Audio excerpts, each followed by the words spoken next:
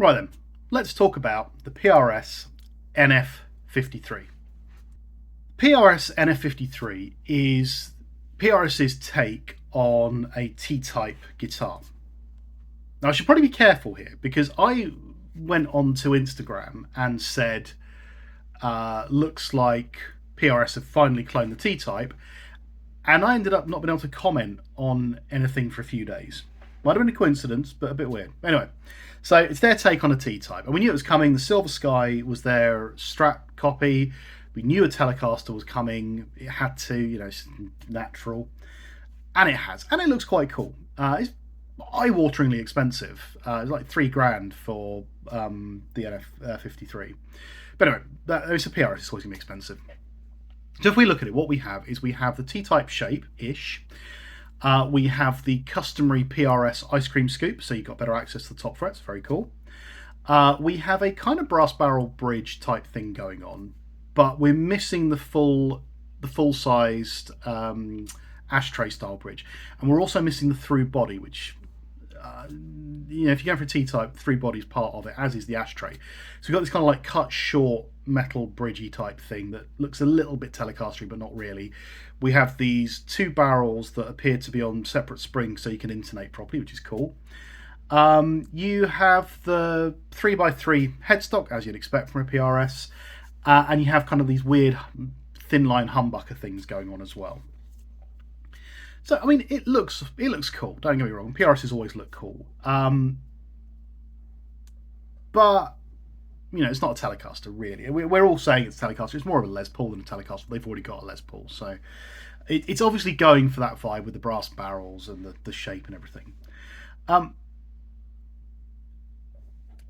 have a bit of a weird thing about this. So PRS to guitars are like Apple are to phones.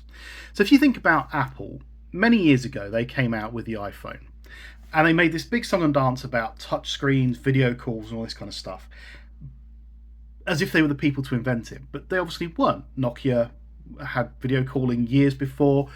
I had touch screens years before that. What they did, though, and what Apple always did, is they took all these sort of really interesting ideas and they condensed them into something that was much more user-friendly and appealing and aesthetically appealing.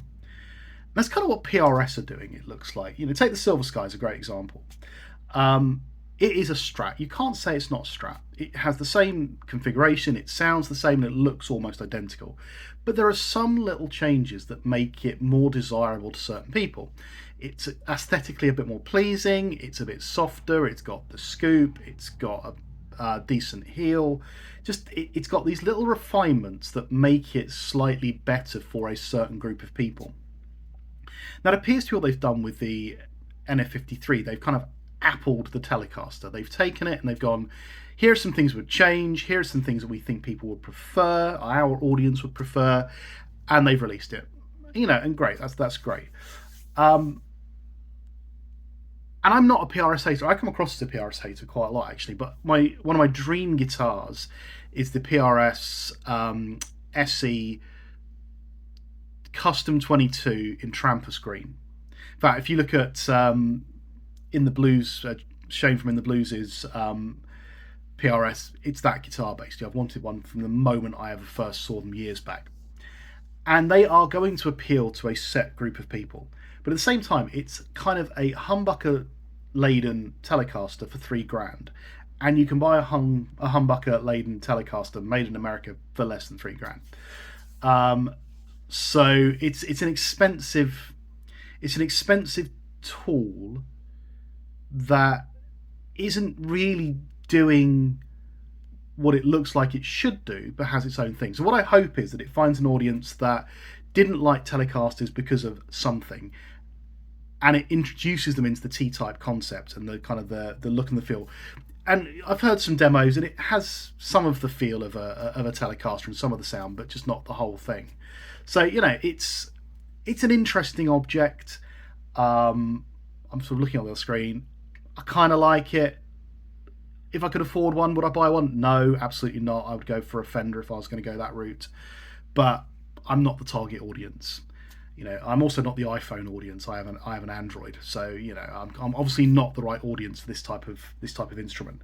But it's kind of cool, and I think it will definitely find a lot of people who want to get one. But I'd love to know what you think about it. What do you think of this whole thing of companies like PRS taking classic designs and then flipping them around a little bit, improving them, whatever you want to call it? Really like to hear what you think about that. My opinion is fairly obvious. I'm not a great fan of this kind of stuff, but I keep being told the best Stratocaster in the world is a PRS Silver Sky. Don't believe it, but people have that opinion. Let me know what you think. Get in the comments and like and subscribe and all that good stuff. And I'll speak to you again soon. Cheers.